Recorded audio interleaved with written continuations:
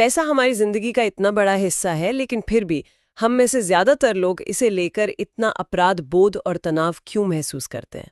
मतलब हर महीने एक अजीब सी चिंता बनी रहती है। बिल्कुल। क्या मैं सही कर रही हूँ? क्या मुझे और बचाना चाहिए था? तो आज हम रमित सेठी की किताब I will teach you to be rich के जरिए ये समझने की कोशिश करेंगे कि क्या पैसे के साथ एक ज्यादा मजेदार, ज्यादा इरादे वाला रिश्ता बनाना मुमकिन है। और यही इस किताब का सबसे दिलचस्प पहलू है। अच्छा। हाँ, यह उन सैकड़ों किताबों जैसी नहीं है जो कहती हैं अपनी पसंदीदा कॉफी छोड़ दो या कभी बाहर खाना मत खाओ। हाँ, वो तो मैंने बहुत पढ़ी है। इसका दर्शन बिल्कुल उल्टा है। ये कहती है कि आप उन चीजों पर खुलकर खर्च करें जो आपको पसंद है, बशर्ते आपने उसके लिए एक सिस्टम बनाया हो। मतलब ये कमी की मानसिकता से हटकर है। बिल्कुल, ये कमी की मानसिकता से निकलकर एक इरादे वाली जिंदगी जीने के बारे में है। ठीक है, तो ये सिर्फ सिद्धांतों की किताब नहीं है, क्योंकि इसमें 6 हफ्तों का एक पूरा एक्शन प्लान भी दिया गया है। हाँ, ये बहुत प्रैक्टिकल है। तो आज का हमारा मिशन इस किताब के मुख्य विचारों को समझना है। वो कौन से सिस्टम हैं जिनकी ये बैट करती है, और ये कैसे हमें पैसे को लेकर अपराध बोध से निकालकर आत्मविश्वास की ओर ले जाती है। इसकी शुरुआत होती है एक ऐसी चीज से जिसे सेठी रिच लाइफ कहते हैं। Rich life. और ये हर किसी के लिए अलग होती है। जैसे किसी के लिए इसका मतलब हो सकता है हर साल 2 बार विदेश घूमना, किसी और के लिए अपने बच्चों को बेहतरीन शिक्षा देना, या शायद हर हफ्ते बिना दाम देखे रेस्टोरेंट में खाना खाना। हाँ बिल्कुल। मुद्दा यह है कि पहले आप ये तय करें कि आपके लिए अमीर होने का मतलब क्या है। अच्छा, तो एक बार जब आप ये तय कर लेते हैं, तब आप अपना पैसा उस दिशा में लगाना शुरू करते हैं। एग्जैक्टली। और यहीं पर उनका पहला और सबसे महत्वपूर्ण सिद्धांत आता है, कॉन्शियस स्पेंडिंग प्लान। हाँ, फैंसी नाम नहीं है जिससे लोग वैसे भी नफरत करते हैं। नहीं, ये एक बहुत जरूरी सवाल है और सेठी इसका बहुत चतुराई से जवाब देते हैं। पारंपरिक बजट जो होता है वो प्रतिबंधात्मक होता है, मतलब वो आपको बताता है कि आप क्या नहीं कर सकते। हाँ, वो अपराध बोध पर आधारित है। बिल्कुल। जबकि कॉन्शियस स्पेंडिंग प्लान आपको अनुमति देता है, ये आपको बताता है कि आपका पैसा कहाँ जाएगा ताकि आप अपनी रिच लाइफ जी सकें। तो ये काम कैसे करता है? इसका कोई फॉर्मूला है क्या? हाँ, एक शुरुआती ढांचा है जिसे आप अपनी जरूरत के हिसाब से बदल सकते हैं। ठीक है। मान लीजिए आपकी महीने की आय 100 रुपए है, तो इसमें से 50 से 60% आपके निश्चित खर्चों के लिए जाएगा, जैसे किराया, बिल, EMI। ओके, ये तो तय है। फिर 10% लंबी अवधि के निवेश के लिए, जैसे रिटायरमेंट। 5-10% छोटी अवधि की बचत के लिए, जैसे छुट्टियों या किसी बड़ी खरीदारी के लिए। हाँ। और अब आबा है सबसे मजेदार हिस्सा। बचा हुआ 20-35% आपका गिल्ट फ्री स्पेंडिंग, यानी बिना अपराध बोध के खर्च करने वाला पैसा है। वाओ, मतलब महीने की आय का लगभग 1/4 हिस्सा उन चीजों पर खर्च करने के लिए जो मुझे पसंद है। हाँ। और उसके बारे में बुरा महसूस करने की जरूरत भी नहीं है। बिल्कुल। और ये जो 50-10-10-30 का आंकड़ा है, वो पत्थर की लकीर नहीं है। अच्छा। सेठी का असली संदेश है कि आप इन प्रतिशत को अपनी रिच लाइफ के हिसाब से बदलें। हो सकता है किसी के लिए यात्रा इतनी जरूरी हो कि वो अपने गिल्ट फ्री खर्च को 20% से बढ़ाकर 30% कर दें, और कहीं और से 10% कम कर ले। हाँ। असली शक्ति इस फ्रेमवर्क को अपना बनाने में है। ये आपको आपके पैसे का नियंत्रण वापस देता है। ठीक है, तो एक बार जब आपके पास ये योजना हो, तो अगला कदम इसे ऑटो पायलट पर डालना लगता है। पर असल जिंदगी में योजना पर टिके रहना ही तो सबसे मुश्किल काम है। और यहीं पर सेठी का ऑटोमेशन का विचार मेरे लिए तो पूरी सोच बदलने वाला लगता है। बिल्कुल। मैं अक्सर महीने के अंत में सोचती हूँ, अरे मुझे तो बचत खाते में पैसे डालने थे। और आप अकेली नहीं हैं। यहीं पर इस किताब की सबसे बड़ी ताकत है। सेठी कहते हैं कि इच्छा शक्ति एक बहुत ही सीमित संसाधन है। सही बात है। आप हर दिन, हर हफ्ते सही वित्तीय निर्णय लेने के लिए अपनी इच्छा शक्ति पर भरोसा नहीं कर सकते। इसलिए एक ऐसा सिस्टम बनाएं जो आपके लिए काम करे। इसका मतलब क्या है? क्या सब कुछ अपने आप हो जाएगा? लगभग।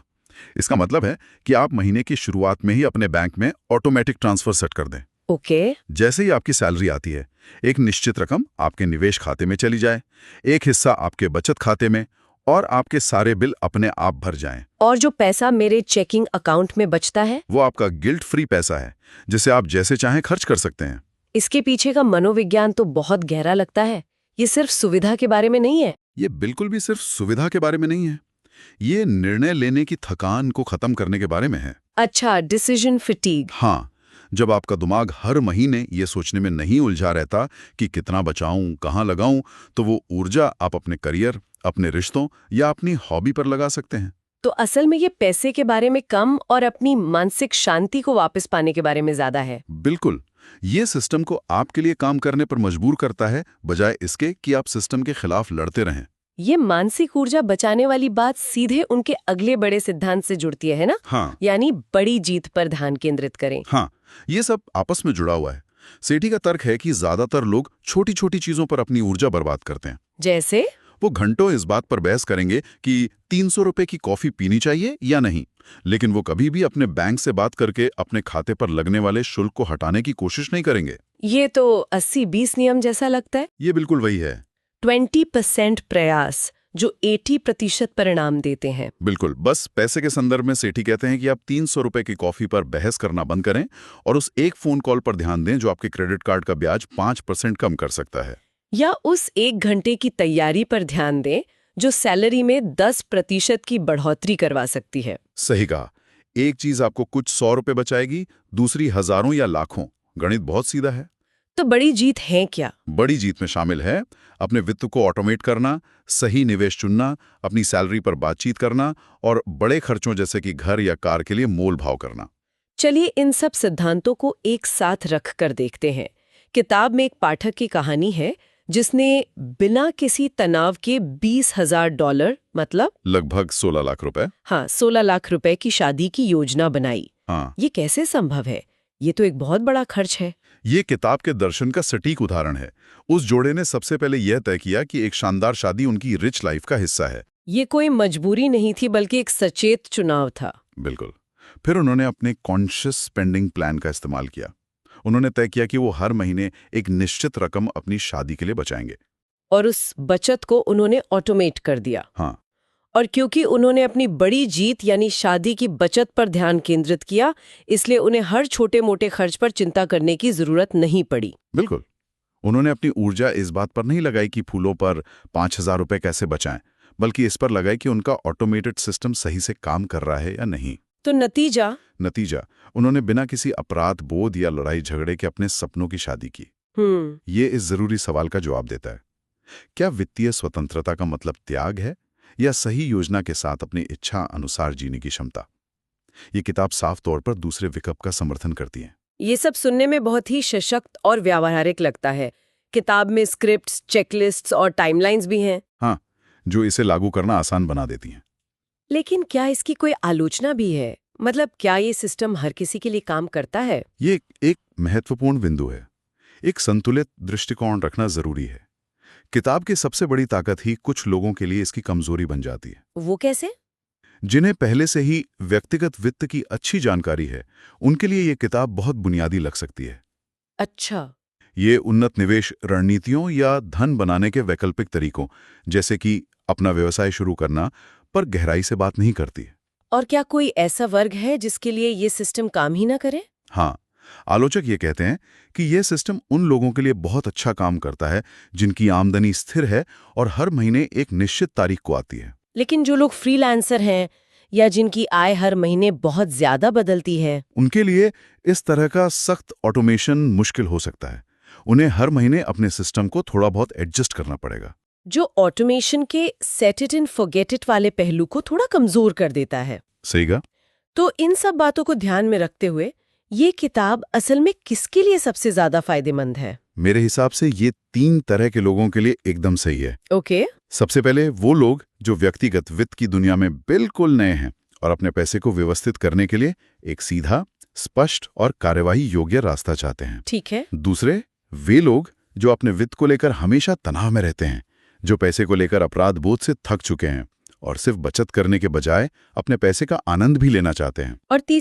और तीसरे वो लोग जिन्हें वित्तीय सिद्धांत पढ़ने के बजाय असल में कार्यवाही करने के लिए एक धक्के की जरूरत है। मतलब ये कैसे करें पर ज्यादा ध्यान देती है, बजाय सिर्फ क्यों करें पर। हाँ बिल्कुल, ये एक कोच की तरह है जो आपको हर कदम पर गाइड करती है। तो इस पूरी चर्चा का सार क्या है?